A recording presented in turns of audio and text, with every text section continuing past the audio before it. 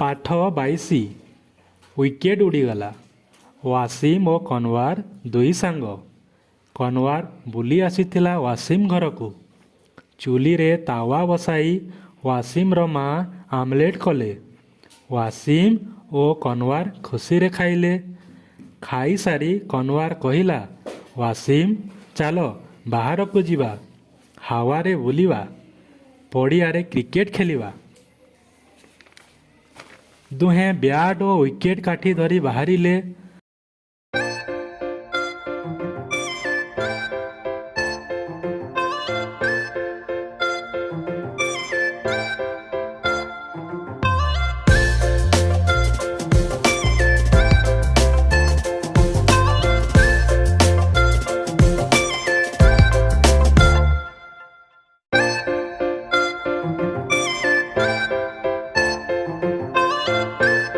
Cricket ଖେଳିବା।